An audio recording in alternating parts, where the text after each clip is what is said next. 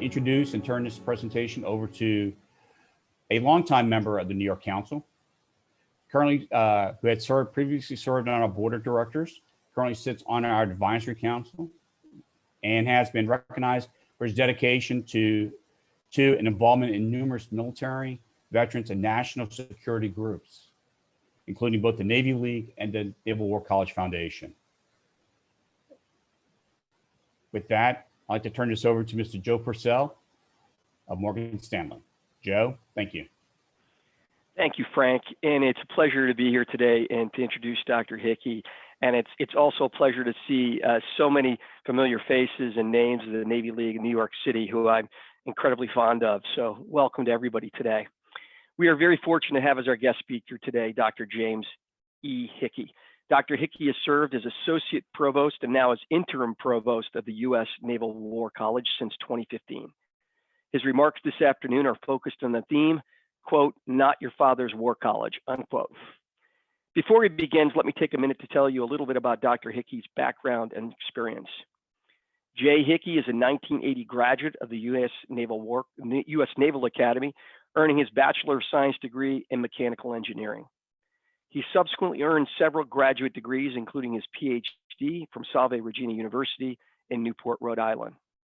After graduating from Annapolis, Dr. Hickey served on active duty in the U.S. Navy for 25 years, during which he served as a career naval flight officer and the famous A-6E intruder aircraft. Overseas deployments included tours with CENTCOM in Bahrain and an exchange tour with the Royal Navy. Prior to joining the Naval War College faculty in 2000, he taught for 3 years at the UK's Joint Services Command and Staff College. Since we are not able to host our annual reception for the Naval War College's Command College international students last year, we're very pleased to have Jay Hickey with us today to bring us up to date on developments up in Newport. Jay, the floor is yours, sir. Great. Hey, thank you to both Joe and Frank for leading us into this event. And I'll share my screen in a second. But before I start, I want to say a couple of thank yous to the assembled masses here. First, thank you to the Navy League for hosting me.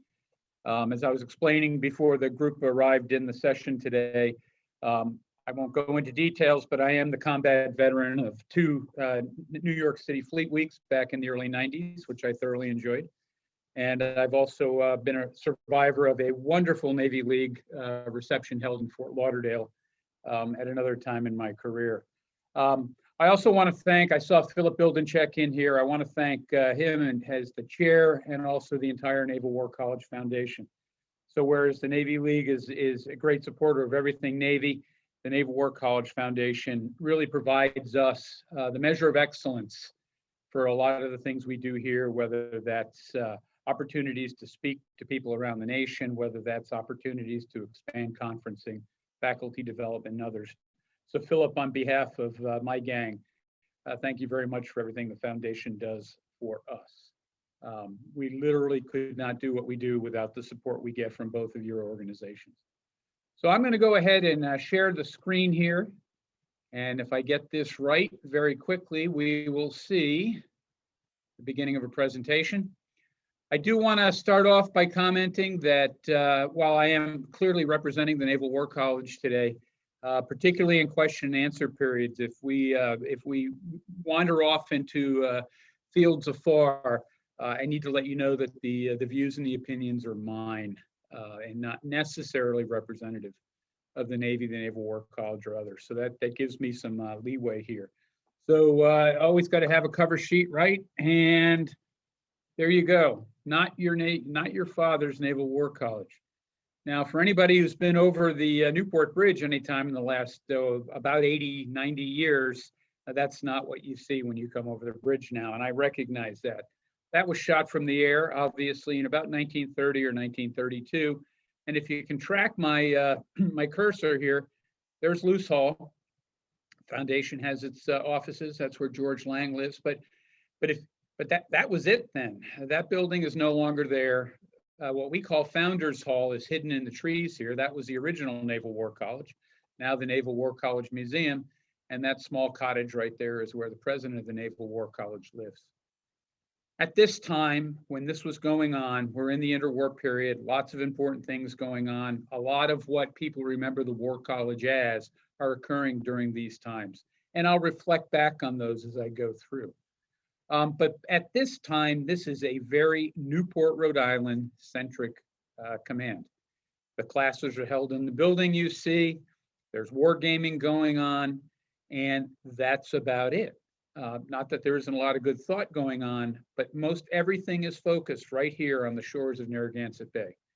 And by the end of this short presentation, I hope to be able to convince you that the Naval War College of today is a worldwide concern making a difference in all parts of the globe, because that education research beginning has now expanded in many ways that even if you'd been here where Frank said he was here on 9/11 and I was also here on 9/11, a lot of things have occurred since that time that you would not recognize today.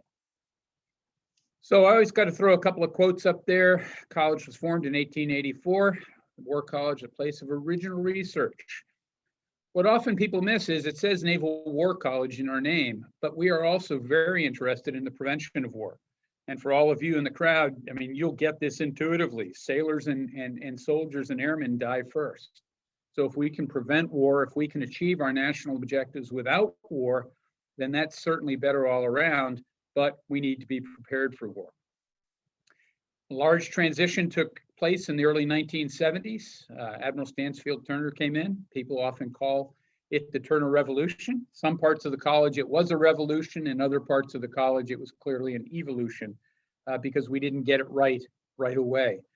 The reason I put those two quotes in there is it really gives you a sense of what the founding fathers and then one of our great presidents tried to inculcate in our students. The development of our mind, habits of mind, preparing ourselves not necessarily just for the next job, but preparing our students for a series of increasing positions of responsibility. And we would like to think that we hold true today. So Vice Admiral Turner was here in 1972. And here we are in 2021. And we believe we hold true to these today. And hopefully I can demonstrate that to you both in the presentation and during the questions afterwards. If you were to ask me, what is the mission of the Naval War College? I'd say, yeah, that's a little complicated because we actually have 5 assigned missions. Now I have 4 of them in white because our official document, our mission functions task assigned by the Chief of Naval Operations currently has 4. A subsequent Chief of Naval Operations added a number 5 there in yellow. But that document currently sits with the Director of the Navy Staff and hasn't been signed yet. It's still working its way through staffing. So educate and develop leaders. We've done that forever. Support defining the future Navy and associated roles and missions, the research arm of the college. Support combat readiness. You could argue that we always have by educating our students, and that would be a true statement. But there's a whole nother part of the college now that I'll demonstrate or show you here in a few minutes. That'll bring added texture and meaning to that line item. And then strengthen global maritime partnerships. We have become the forefront of international maritime security cooperation around the world. And I'll show you some of that along the way. More laterally, in the last 2 to 3 years, we have broken out more explicitly leadership and ethics from the curriculum and refine the delivery of that educational material to focus on both competence and character. And this includes a series of courses, which I'll show you, that now deal with flag officers. So not only do we have lieutenant commanders, captains, and equivalents here, we also educate everything from 1 stars through 3 stars as well. So educate and develop future leaders. So we always have to have a title slide, right? But the reason I put this up here is if you look at that, those are all graduates of the Naval War College. And you can see I only have 1 naval officer up there right now. Well, actually I have 1 Navy officer. I have 2 naval officers. I don't want the major mad at me later on. So we have the current commander of Indo-Pacific Command there. We have the commander of 3MEF, Stacy Clarity, who was one of my students. chairman of the Joint Chiefs of Staff, a fine Coast Guard officer there. The Air Force officer just left Air Combat Command, but he was another Hickey student, so I left him up here. And then the woman in the bottom right-hand corner is one of our ambassadors. She used to be the ambassador to the African Union, and she is currently an ambassador to one of the nations in Africa itself. So, as opposed to what you might think the Naval War College is, that is the Navy PME continuum, and the vast majority of that is delivered or prepared by the Naval War College. So if somebody said, hey, I went to the Naval War College, in general, historically, they would have talked about these two big blocks right in the middle. They either came here as a lieutenant commander or a major or equivalent, and they did what we call the intermediate or the junior course. Or they came here as a commander, captain, lieutenant colonel, colonel, that range, and they came here for the senior course. And that was true up until the early 2000s. Now, there was a senior enlisted academy, which has now recently broken away from the Naval War College. These courses down here did not exist. All of these courses did not exist. This course did not exist. And over the last 15 years or so, we have built courses from your earliest E4 all the way through 3-star. And I'll touch on these as we go along. These are in keeping with joint guidelines. These are in keeping with trying to ensure that we have a continuum of education from when an officer or a sailor enters the Navy until they either depart because they're going to move on to other endeavors in life, or because they have served a full career and have retired. And again, I will come back to these courses as we go through. We, the Naval War College, are unique compared to other PME or professional military education institutions around the nation. Most schools, all students class up sometime in August, and they all graduate sometime in June. The Navy, of course, is a deployed, diverse, and dispersed force, and we don't do all of our moves during the summer. And there may be a time where a high-performing officer who really needs the education at the Naval War College, quite frankly, isn't available until either November or February or March timeframe. And so what we've done to allow for what we call phased inputs is we've actually cut the program into 3 major chunks. And while these chunks are independent courses, the curricula leading to the course outcomes are integrated. However, it doesn't matter which one of these you start with. They're independent enough that you could arrive here in August and start with joint military operations. You could arrive in November and start with NSDM, or you could arrive in March and start with strategy and policy. And then, of course, you would loop back around for these other 2, and you would still get the same core education. About 60 to 70% of our students arrive here in August, and then 15 to 20%, sometimes a little more, sometimes a little less, will arrive in both November and March. For years, that was a Navy-only phased inputs. The other services now have discovered that there are also times when a Marine Corps major or Air Force lieutenant colonel needs to keep working with that flag and general officer until released. And so we've started to see other officers from other services arriving at these phased inputs. As opposed to the other services, we have one faculty that teaches both levels of courses. That makes it harder on the individual faculty member early on because they have to learn 2 different courses. These are 2 different programs. They result in 2 different master's degrees. While I, as an educator, would not want you to come to Newport twice, I would prefer that you got one of the educations at another school, and I can go into reasons for that later. If you came here and did our intermediate course and you came back and did our senior course, you would have 2 different educational experiences and would actually result in 2 different master's degrees. So we have the one faculty that teaches both. Senior students only stay here, intermediate students only stay here, but in the elective program, they mix. So a young lieutenant commander may be in an elective program with a very senior captain. And so that expands their educational horizons as we go. We also have 2 longer 13-month programs the Maritime Advanced Warfighting School, and the Advanced Strategist Program. I could touch on those in questions if you want to later on. I'm going to show you two pie charts, right? Every good presentation's got to have a pie chart. The numbers themselves don't matter, but what I want you to take away from is this is a joint institution. It's the Naval War College, to be sure, but it is a joint, combined, and interagency school. So if you look here, 40 and 20, that is the naval component, the Navy and the Marine Corps right here. Here's the Army, here's the Air Force, intergovernmental agency civilians.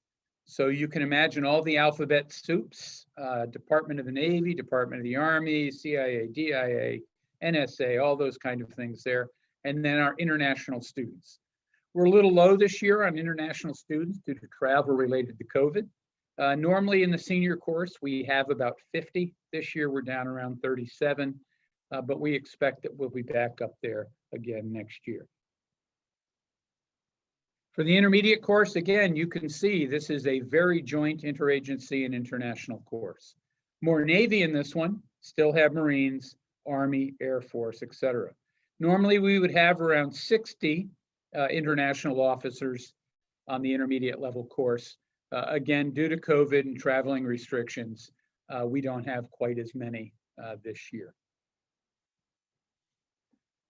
About 30 years after the Naval War College was formed, it became very clear to the leaders of the Navy that not every officer who needed the education could get to Newport. That was due to career paths, that was due to needs of the Navy, it was due to a whole number of things, capacity here in Newport. And so they formed a non-resident education program, and it's been in place since 1914. The reason I point this out is even if you can't get to Newport or one of the other services in resident schools, for the intermediate level of education, there is a course for you. And it is actually a larger program than our resident program.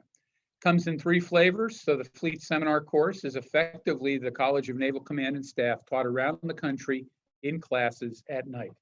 So you can imagine Norfolk, San Diego, Washington, D.C., and a whole host of other areas. As part of a partnership, we deliver joint professional military education phase 1 to students while they go through a different program out at the Naval Postgraduate School. So I have 18 faculty and 2 staff that actually live in Monterey, California, or the surrounding communities, and they teach at Vice Admiral Rondeau's school there in Monterey. And that is our largest output overall currently. We graduate about 400 students a year from that program. We have an online program. It is quickly becoming our largest program. Faculty-led cohorts. These are not self-paced courses. These are courses where every week you have reading and writing assignments. We can do online collaborative exercises between students, but it is internet-based. Given the connectivity on ships, there are even students afloat today who are taking these courses. It takes about a year to complete, and again, it also provides JPME Phase 1. So as I indicated that this is a larger program, I just throw the numbers up for context. You could see before we had about 300 students in the intermediate course at here in Newport. I won't count those there, but you can see between the Fleet Seminar, NWC at MPS, and the online program, we're talking about almost 4,000 students. So about 300 inside, about 4,000 outside. So you can see the scalar differences that we have had to embrace to try to get to all the officers who need their professional military education. I showed you earlier some blocks to the left, if you remember that continuum of courses. Starting about 2006, we brought online a series of self-paced but rigorously assessed. So you have to take tests. If you don't pass the test, you don't get to go to the next block. Series of courses for both our enlisted force and our young officers. You can see the students are quite large. So you know that our Navy is fairly large, but we have, these are numbers as of 2 April, 332,000 students enrolled in one of those 4 courses, and we have over 150,000 graduates. And you might reasonably say, yeah, you know, all those students signed up and then they didn't do a darn thing. Well, the learning and management system being what it is, I can get all the way down to, if you're a commanding officer and you want to know if Petty Officer Jones is doing his course, I can drill all the way down to Petty Officer Jones and where he is in that program, even though it is self-paced. So I can pull up a report and I can see how many of those 300,000 students are in block 1, 2, 3, 4, 5, etc. So we do have some granularity on how far they've gone. It has become a wildly popular program, particularly for our young enlisted force. So support defining the future Navy. What I'm referring to here is primarily our research arm, but that research arm includes the wargaming. And I know I had some questions early on that came to me before the session on wargaming, and I'll try to touch on a couple of those as we go. Center for Naval Warfare Studies is probably organized slightly differently than some of you who have been here in the past. Remember, we have a very large wargaming department. I'll come back to that in a second. We have a very small but very influential international law center. When it comes to maritime law and law related to cyber, they are punching well above their weight. In fact, he's now retired, he's an emeritus, but one of our professors was the primary author of the Talon Manual, which is the go-to guide for law and cyber warfare. It's now, I believe, in its 2nd or perhaps moving into its 3rd edition. We have a very large research arm, and these groups look at very specific things. I'll come back to that in a second. We have a number of institutes that do open source research to try to understand what our adversaries are looking at.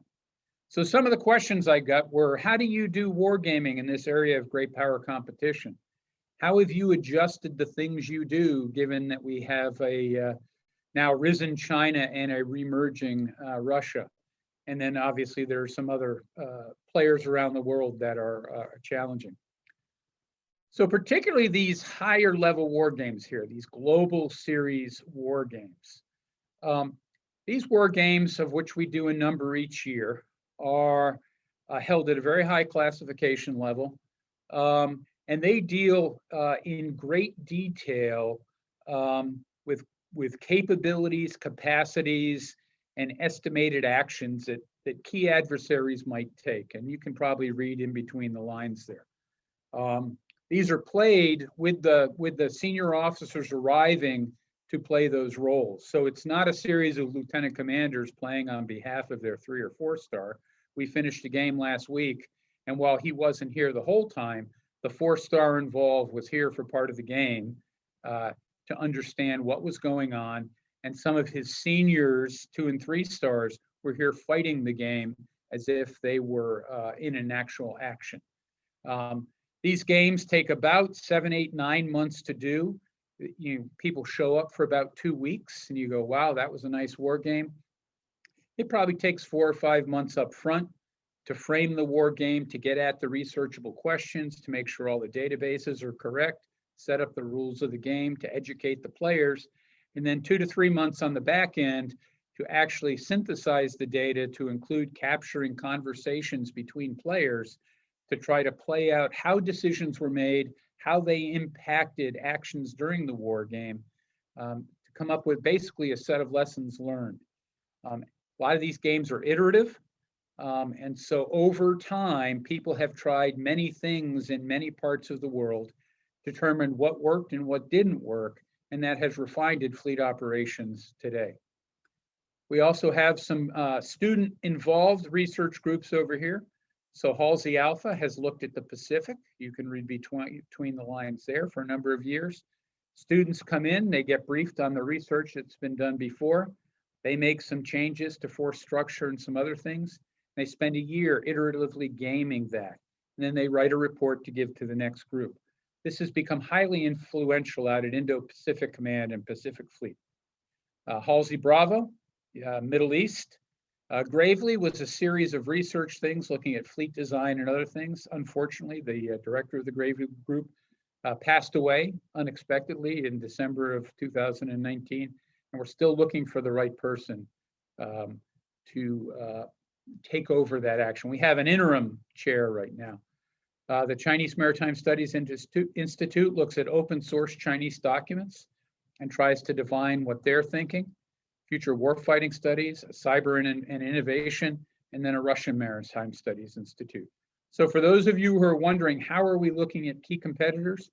We're looking at them in wargaming, we're looking at them in research and student-led, and we're also looking about what they're saying to the world in open sources, and then trying to synthesize that information moving forward.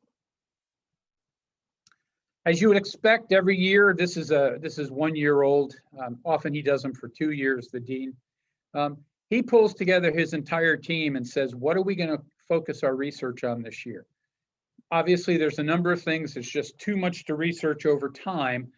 So they do primary and secondary. So you can see regional. You're probably not surprised by that. And then you can see a number of functional areas. And there are individual professors doing directed and independent research in all of these areas to try to inform and help our decision makers around the Navy and the nation. Supporting combat readiness. The list of courses here, you can read them if you want. I put them up there to make a point, not to necessarily talk about each one of these. So starting in about 2005, 2006, 2007, a couple of senior 4-stars said, hey, look, my staffs are not up to snuff. They're good, but they could be a lot better. And so they came to the Naval War College and they asked us to develop a series of tailored courses, just-in-time education, if you will, to make their staff officers better when they arrived in the Maritime Operations Center, Fleet Headquarters, you pick it. So let me give you an example. In 1994, I arrived in Manama, Bahrain, as a member of the then NAVCENT staff. Eventually, 5th Fleet re-stood up while I was out there. I arrived, I had about 14 years commission time, lots of sea time, lots of other things, and I showed up and I had no idea how to work inside a staff headquarters. I knew how to do the specific job I had, but I had no understanding of the wider staff functions. These series of courses for both Navy or US students and international students try to build that. So if you need planners, we have a course for that. That's about an 11-a-week course. If you need somebody who's sitting a watch desk inside a Maritime Operations Center or Fleet Headquarters, we have a course for that. It's about 5 weeks. If you're an 06 and you're an N code or a J code at that staff, we have a week-long course for you. If you're a flag officer who's about to become the commander of a task force or a task group, we have a course for you there. And that's if you're a US student or a US naval officer or a Marine Corps officer, or if you are an international officer. So these courses, again, built just in time. So if you go back to staffs over and over and over again, we'll have a course to help you be ready on arrival when you get there. We have some international courses that follow along the same idea, a planner's course, a staff operator's course. The idea here is if you arrive in a crisis area and you're going to have international officers on your staff as liaisons, wouldn't it be a great thing if they already understood your staff processes when they came to join you? And that's what we're trying to develop there. We also do a number of things through the College of Maritime Operational Warfare. We send teams out to the Fleet Headquarters to observe and comment. We're sort of a safe set of hands. We can go to 5th Fleet this week and 7th Fleet next week. And we can simply say, hey, elsewhere I saw, and people are receptive to that idea. If I came from 5th Fleet over to 7th Fleet and said, hi, I'm here to help, they're going to be immediately defensive because I'm from a different Fleet Headquarters. Humanitarian response program started out as an ask from a fleet commander and has now grown into a great partnership with the UN, civilian institutions, and military organizations around the country and around the world. We're also involved in theater security cooperation. And when flag officers are getting ready to go and assume command in various parts around the world, we'll bring them here We'll give them some education with our research arm. We'll give them some education from our College of Maritime Operational Warfare before they head on out. And you can see that they're spread around the world today. If we didn't have COVID right now, I could guarantee that I would have at least one individual in every one of those blue dots. Today with COVID, we're doing a lot of work virtually, but as those things start to relax, you can expect that Naval War College folks will be involved in each of those blue dots almost every day of the year. Strengthening global maritime partnerships. Admiral Arleigh Burke, when he was Chief of Naval Operations, decided to stand up an international program here at the college. It started at the senior level, or the 0506 level at first in 1956, and then it was followed with an intermediate level, lieutenant commander level, starting in 1972. Originally, they were standalone programs. They are now fully integrated with our American students. It does cause us some problems with classification. So our classes are primarily taught at the unclassified level. But if you were to arrive in Newport, if we had classes in session right now, we're teaching virtually, you would walk into a room and you would see American students and you would see international students together in the class at the same time. Great way to build relationships around the world. It has been a highly effective program. You can see the numbers here. Just focus on the one that says NCC there, if you will, for a second. Now, this slide's slightly dated. I just haven't had it updated because my alumni director hasn't been on campus for a while. 2,300 people graduated. Over 1,000 of them have become flag officers. More than 10% have become the heads of their Navy. And 20 at that time were currently serving chiefs of their Navy. So if you think about it, you know, about 1% of all, about 10% of all of our students in the Naval Command College go on to be their Chief of Naval Operations. And they proudly wear a pin that we give them upon graduation. So we've had a tremendously high impact around the world with these programs. Every 2 years, we run the thing called the International Sea Power Symposium on behalf of the Chief of Naval Operations. It's his thing, but we help build the educational program. It was last held in 2018. It was supposed to be held last year. Obviously, COVID interrupted that. Right now, we're scheduling it for September of 2021. The delegates that come are virtually all Chiefs of Naval Operations, heads of their Navy or Coast Guard, including for 2018, the Chief of the People's Liberation Army Navy. When he arrived, first time that he'd been here, and really opened up his eyes. Our Director of International Programs was the Naval Attaché in China. He knew this officer before he became the Chief of Navy, and that officer actually asked to have an office call with him. They shut the door and they sat down, and he said it was amazing that the head of the Chinese Navy, you know, to use a colloquial term, was gobsmacked that we could pull this off, where virtually every CNO around the world was here talking about common problems. We loop around that a series of educational programs where we go around the world. We meet in various areas. You can see the list there. We bring together alumni. We bring together U.S. military officers from the region to continue that ongoing dialogue. And the whole idea is to find feeder topics to go into the next International Sea Power Symposium.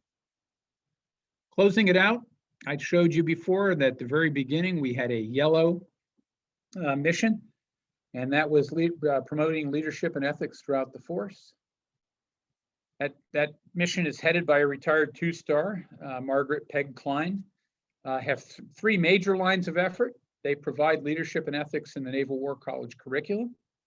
They work leader development for flag officers. It became very apparent by our 3 and 4 stars that things that made you a really good captain might or might not make you a good 1-star. What made you a good 1-star might not make you a good 2-star, et cetera, et cetera. And so over time, we've developed a series of courses called the Flexes, and it just means that flag level education. So we have a course for 1-stars, newly rising 1-stars, newly rising 2-stars, and newly rising 3-stars. They get education from us, but they also get mentorship from more senior officers in the Washington, D.C. area. So often, both the Chief of Naval Operations and the Vice Chief of Naval Operations will take personal interest in these programs. And the last one is we also work with all the communities. You can see the 17 communities there to help build their leader development programs. So with that, I probably ran a couple of minutes over because that's what professors do. What I'm going to do is stop sharing my screen here and allow either Frank or Joe to open it up to questions, which I hope I will be able to answer for you. So thank you very much. Over to you guys. Jay, thank you very much. I'll tee it up for the question here right off the top. And that was incredible, by the way. It's a very quick, great summary of the War College, and certainly a lot has developed over the years. So thank you for bringing us all up to speed. Question for you on the current strategic environment, right? So we're all very, very aware of the great power competition, but given the current strategic environment, Russia, threats in the Ukraine and the Black Sea, China increasingly hostile in Taiwan, South China Sea, all that, and then Iran, right? How does the Naval War College possibly game such multi-threat environments? Yeah, so that's a fair question, and I'm gonna come back and break it up into two pieces. So when people look at both singular threats and multi-threat environments, often their mind immediately goes to, oh, we need a war game. And in many cases, that's true. And so I talked to you about the global series of war games. I mean, I know I cantered it very quickly past it, but that global series of war games looks at both very specific individual threats, but then how might other nations play or interact in those. And you can imagine that in those large war games, not only do we have red side and blue side, but you have like orange and white and other colors that inject things from the side that might be reasonably interjected by third parties willing to take advantage of a situation or try to advantage themselves during a period of chaos. But the other piece that is not typically as apparent is that a war game may not be the product that a senior commander, whether that be a 3 or 4 star, or in some cases, a senior political advisor really needs. In some cases, they need an analytic product. They need somebody to go off and deeply research 3 or 4 or 5 questions and come back with answers and potential courses of action. Another thing that we often do is hold senior leader seminars. So you get some senior leaders in the room, either physically or virtually, and you basically play scenarios off of them and then let them each respond and then inject changes. So they're going through the same intellectual process as they might in a war game, but it can be very rapid fire, it can be very focused, particularly for senior officers who have very little free time. I mean, the most challenging thing, and I'm sure for those of you that are in very senior positions in this industry and finance, the time that you have to stop and just think about the future as opposed to dealing with the crisis of the present is probably somewhat limited. The final thing we have is we often have built, and it takes some time, but we've often built tabletop exercises. So instead of a war game with computers and all those, I mean, you've all probably played games like Risk or Stratego or things when you were growing up.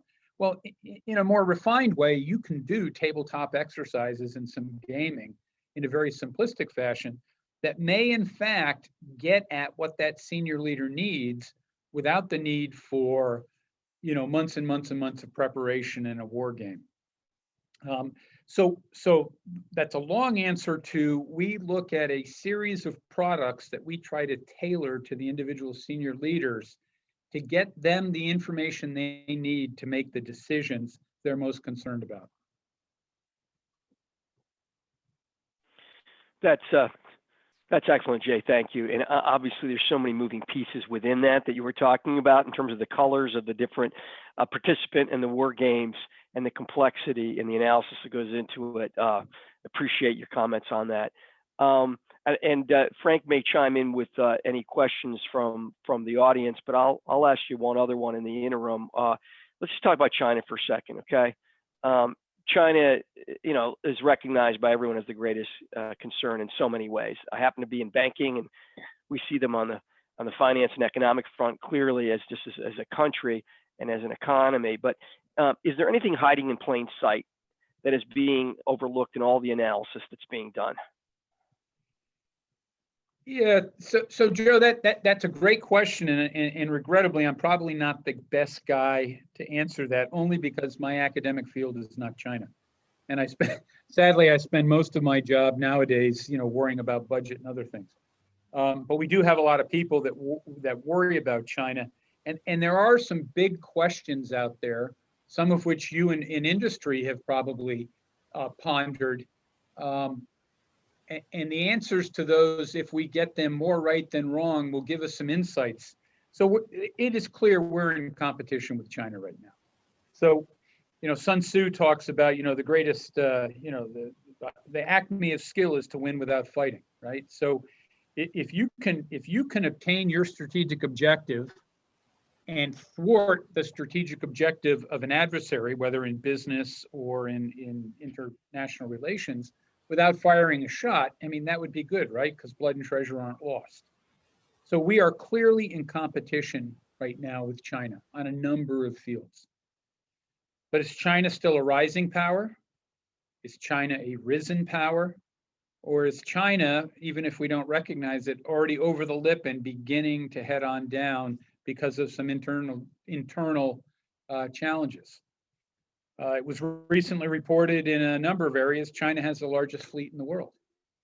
And one question might be, so what? I accept that quantity has a quality all of its own, but if they don't have the skill to do at-sea replenishment and do some of the coordinated operations that other nations can do those numbers alone matter? Do they or do they not want to invade Taiwan? Xi Jinping has publicly stated his objective. Are they willing to do that or not? Sadly, I'm not the guy to give you those answers, but there are lots of things that a lot of people are thinking about, both here at the War College and in the wider strategic or geostrategic environment, trying to look for that next comparative advantage. Because if and this is just a hypothetical supposition, if we knew that despite all the rhetoric, they were not going to invade and take over Taiwan, then we would put resources elsewhere to counter them in other places. I'm not saying we have that insight right now, but you could see how that chess match might play out. Thank you, Jay. It's very helpful. Frank, did you have something else from the audience? I do, Joe. Thank you. And so I'll start off with the first question is, how do you war game a situation that moves inland but still requires Navy action? Yeah, so again, wargaming is not so the details of the individual war games are not my strongest suit, but I will tell you that we spend a significant amount of time looking at logistics writ large and contested logistics. So, it is clear that we both benefit and suffer from the tyranny of distance. So there was a husband and wife team, Harold, and I forget her name, Sprout, years ago that talked about the tyranny of distance. So before we had airplanes, the United States is postured pretty well, right? We had a big Atlantic, we have a big Pacific, and we kind of sit here, and we don't have to deal with a lot of the things that those in the central part of Europe do, because people aren't that far away. But if we want to go somewhere and if we want to sustain somewhere, most of that goes via sea. So we spent a lot of time gaming out and thinking through logistics and contested logistics. So clearly, as people move forward, you can even think back to Desert Shield and Desert Storm. Although it was a land war fought relatively close to the coastline, lots of stuff had to leave the United States and elsewhere, go through the Strait of Hormuz, go up through the Arabian Gulf and either go into Kuwait or somewhere else before it could roll inland. So we do spend a lot of time thinking about that. I can't necessarily give you an example of, hey, in such and such a war game, this happened, because I'm just not privy to that information. Understand, and as I mentioned early in the presentation, in the intro, I was at the War College on 9/11, and we shifted. I guess wargaming is not the correct term, but we shifted our focus from the traditional planning for the Malaccan Straits to planning for Afghanistan and how to support it. And we quickly realized we could use Navy and Marine Corps assets effectively, especially in the southern part of Afghanistan.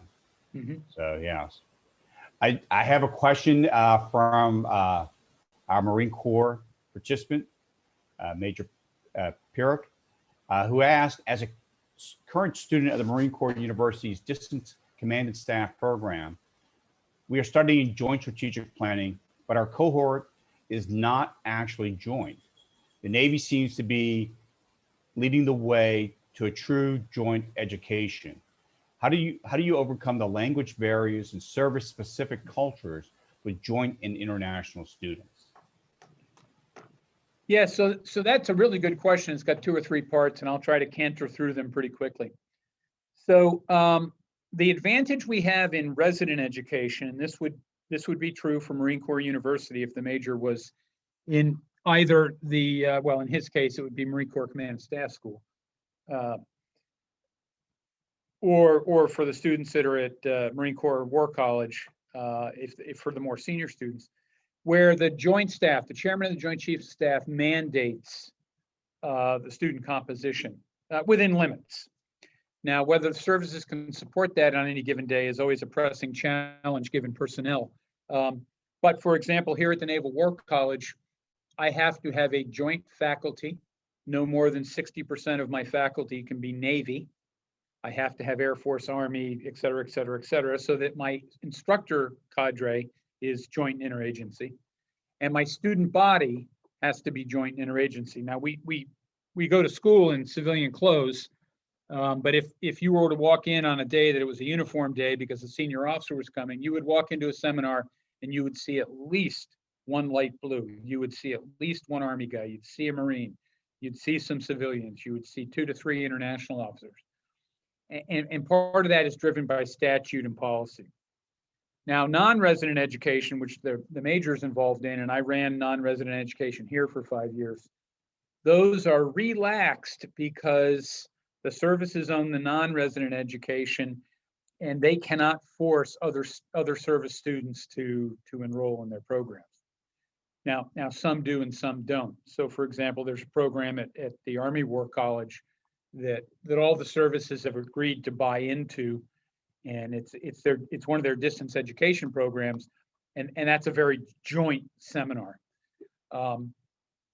So for our non-resident students, similar to the majors, is we rely very heavily on the courseware, making sure that both the planning exercises we do, the readings we give, the doctrine we have read, is either joint or a chopped up chunks from various places. So the students, even though there may not be other services officers in the seminar with them, they're at least being introduced to other views.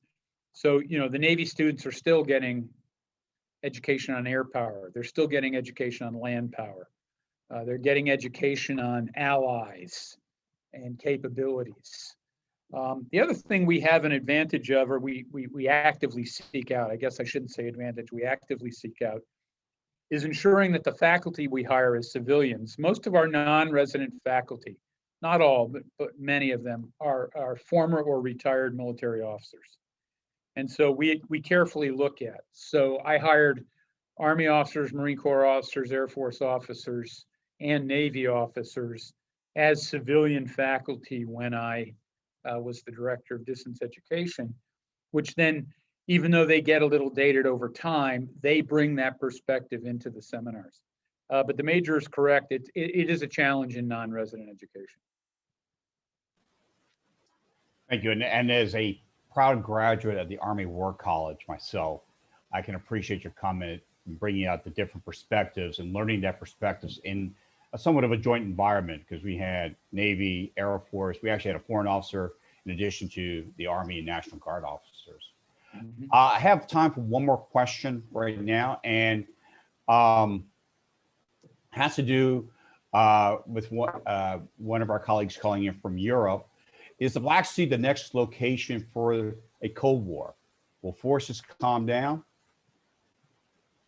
Yeah, so that's a really good question, and I'm not going to dodge it, but again, Russia is not my field of study. But I've spent a lot of time talking to a lot of people about Russia and China and others. So there, again, Hickey's personal opinion. A lot of people I've talked about have said Putin has done an excellent job of playing a fairly weak hand. You know, they came out of a tremendous downturn in their economy for a number of years. They've started to rebuild their military. Their economy, at least from what I understand, is not as strong as President Putin would like. They have significant challenges inside. You know, Navalny and others are protesting the regime now. Not that they don't have ways of dealing with that. He obviously has used gray zone warfare, if you will, quite well to his benefit. He's used cyber warfare perhaps well to his advantage. I'm not sure anybody in that area is really excited about the possibility of something going hot there. I don't think in my personal opinion, I don't think anybody really wants to rush to that. Again, going back to, you know, Sun Tzu thought, you know, if Mr. Putin can get what he wants by being a bit of a bully and pushing on the edges, and if people don't react and he gets what he wants, that's great. I'm not sure we're going to see tanks rolling through the Fulda Gap. Whether it's going to be a Cold War in the sense of, you know, massive influxes of defense spending, boy, the guys in the financial world are a lot smarter than me about that. It looks to me like we have a heck of a deficit. The current administration has some real challenges with balancing things needed in the nation in terms of infrastructure and other things, as opposed to the challenges that others would argue for with increased spending on defense and other areas, you know, vis-a-vis current threats. You know, probably pretty hard to be on the National Security Council right now, probably pretty hard to be sitting in the Oval Office right now with all of these things at play. All right. Well, thank you very much, Jay. I do have one question concerning the current strategy forum. Will that be reinstituted anytime soon for civilian participants and Naval War College supporters? Yes, so we're underway with that discussion right now. I know we're getting late in the game. The challenge is, one of the challenges is, we have many challenges.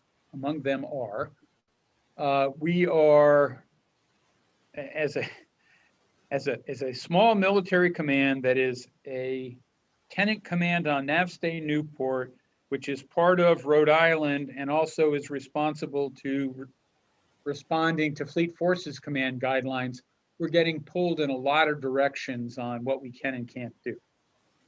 So what we're looking at right now is probably for this year, a relatively modest 2 half-days virtual current strategy forum, and probably 2 panels each day. We have invited, I believe, CNO and the Commandant, and if things worked perfectly, we might even get them here, because there is some really neat stuff the Foundation did on our behalf that we would like to highlight to the world.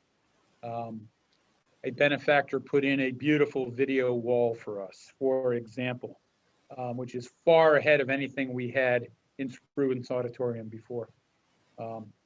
I would hope that by the summer of 22, as we enter toward graduation of 22, we can re-embrace the current strategy forum the way it used to be, the way I enjoyed it as a student years ago, where we had, the students, captains of industry, flag and general officers, civilians, foundation members, all of those things. And it was an impressive event. But this year, I fear we're probably going to have a two half day. How widely that's going to be opened up or not, I don't know. I haven't had a brief on that in a couple of weeks. But our goal in the long run is to get back to where we were. Okay. Well, thank you. And once again, thank you very much, Jay, for this very informative presentation. Joe, thank you for hosting early on and moderating with the questions. As a reminder, this presentation is on our YouTube channel. You should see in the chat room instructions on how to get there, but as a reminder, and I'm just looking real fast, all you have to do is go to YouTube and search on New York Council Navy League. Before closing, I'd like to do a particular, shall I say, shout out to our EU regional president calling in from Europe, Theodore Petrecki. Thank you for joining us. To everyone on this Zoom meeting, thank you very much for participating. Please consider joining or contributing to the New York Council Navy League. Again, if you would please, our website is nynavyleague.org. Once again, thank you, and we look forward to hosting future national security briefings in the near future. Thank you.